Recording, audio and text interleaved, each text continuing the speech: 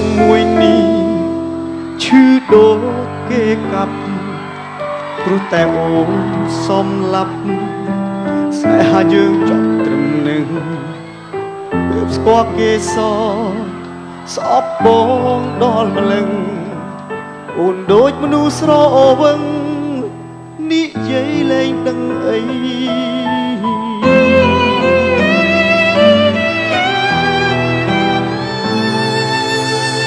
និយាយ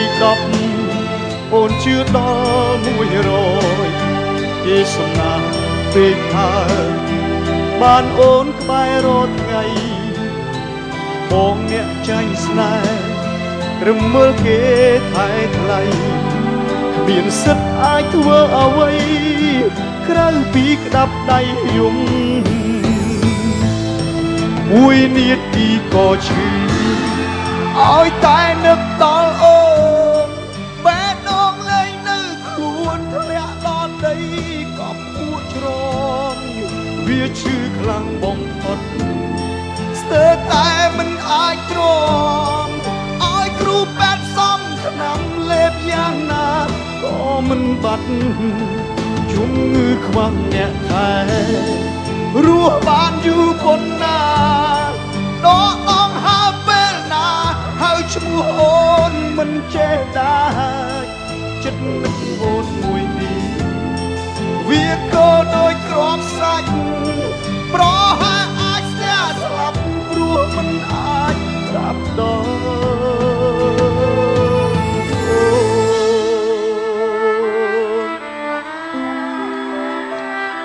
អរគុណ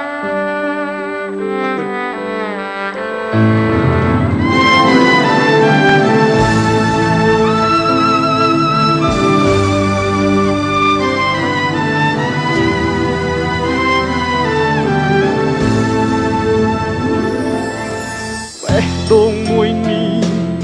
ឈឺដូចគេកាប់ព្រោះតែអូនសំឡាប់ស្នេហាយើងចប់ត្រឹមនឹងគើបស្គាល់គេសស្អប់បងដល់ម្លឹងអូនដូចមនុស្សស្រវឹងនិយាយលែងដឹងអី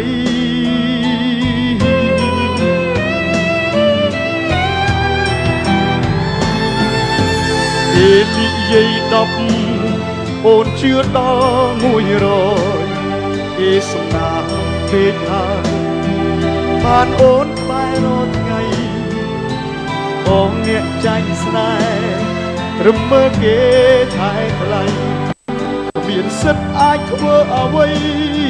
ក្រៅពីក្តាប់ដៃយំមួយនាទីក៏ឈឺឲ្យតែនឹកដល់អូនបែរដងលែងនៅខ្លួនធ្លាក់ដល់ដីក៏ពួចច្រងវាឈឺខ្លាំងបំផុតស្ទើរតែមិនអាចទ្រាំឲ្យគ្រូពេទ្យសំថ្នាំលេបយ៉ាងណាក៏មិនបាត់ជំងឺខ្វះអ្នកថែរស់បានយូរប៉ុណ្ណាដកដងហើពេលណាហើយឈ្មោះអូនមិនចេះដាច់ចិត្តនឹកអូនមួយនេះវាក៏ដូចក្របសាច់ប្រហែលអាចស្ទះស្លាប់ព្រោះមិនអាចប្រាប់ដល់អូនមួយនេះវាក៏ដូចក្របសាច់ប្រហែលនឹងខ្លួនធ្លាក់ដល់ដីក៏ពួចច្រងវាឈឺខ្លាំងបំផុតស្ទើរតែមិនអាចទ្រាំឲ្យគ្រូពេទ្យសំថ្នាំលេបយ៉ាងណាក៏មិនបាត់ជំងឺខ្វះអ្នកថែរស់បានយូរប៉ុណ្ណាដកដងហើពេលណាហើយឈ្មោះអូនមិនចេះដាច់ចិត្តនឹកអូនមួយនេះវាក៏ដូចក្របសាច់ប្រហែលអាចស្ទះស្លាប់ព្រោះមិនអាចប្រាប់ដល់អូនចិត្តនឹកអូនមួយនេះវាក៏ដូចក្របសាច់ប្រហែលអាច ស្លាប់ព្រោះមិនអាចប្រាប់ដល់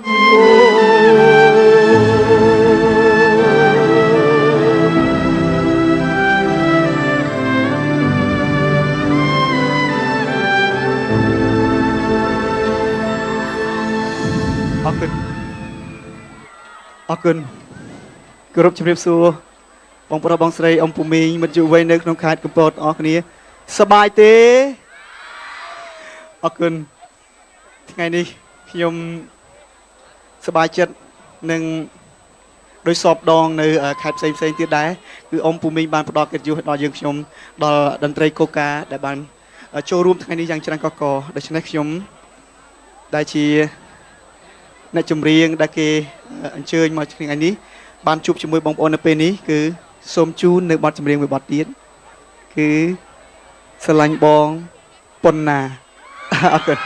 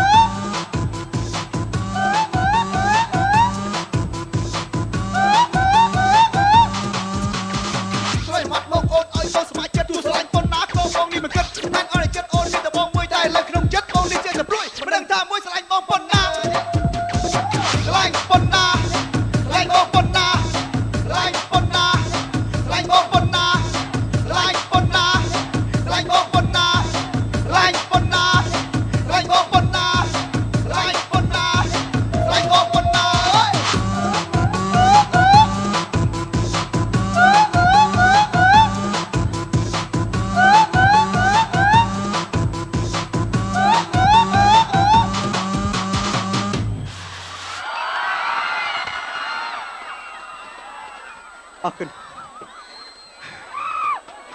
សប្បាយទេបងប្អូនអរគុណណាស់នេះគឺជាកាដូពិសេសដែលខ្ញុំរៀបចំជូនដែលកម្មវិធីកូការៀបចំជូនបងប្អូនបាទជំរាបសួរបាទលោកស្រីមុនបាទជំរាបសួរបាទអរគុណសុខសប្បាយចិត្តទេបាទសុខសប្បាយប្រកបណាស់ខ្លាំងបាទពីព្រោះថាលោកស្រីមុនឲ្យតែជួបពេលណាក៏ដោយគ្រប់កម្មវិធីទាំងអស់បាទគឺតែងតែសប្បាយលោតជាពិសេសបទចម្រៀងរបស់លោកខេមរៈសេរីមុនទាំងបទសង្ឃីម៉ងបទកន្ត្រាក់អារម្មណ៍ឃើញថាយុវវ័យរបស់យើងគឺគ្រប់គ្រងខ្លាំងមែនទែនជាពិសេសគឺតាមបណ្ដាខេត្តបាទមានអារម្មណ៍យ៉ាងម៉េចដែរបាទលោកខេមរៈសេរីមុននៅពេលដែលបានមកដល់ទឹកដីក្រុងកំពតនេះបាទអរគុណខ្ញុំដូចប្រាប់ជម្រាបជូនពីមុនអញ្ចឹងគឺមានសេចក្តីរំភើបនិងរីករាយបំផុតដោយសារការចូលរួមវត្តមានរបស់អ៊ំពូមីងនិងមិត្តយុវវ័យបានផ្ដល់ជូនតន្ត្រីកូកាយ៉ាងពេញចិត្តយ៉ាងស្កប់ចិត្តហើយខ្ញុំបាទក៏ រំភើបចិត្តនិងស្កប់ចិត្តជាមួយនឹងកូកាបានរៀបចំកម្មវិធីនេះឡើងហើយយើងទទួលបានជោគជ័យទទួលបានការគ្រប់គ្រងយ៉ាងខ្លាំងក្លាអរគុណច្រើនបាទអរគុណច្រើនលោកកាំដាក់សេរីមុនអាចសម្រាប់បានវគ្គក្រោយយើងជួបគ្នា អរគុណមិនតិចទៀតជួបគ្នាទៀតណាចា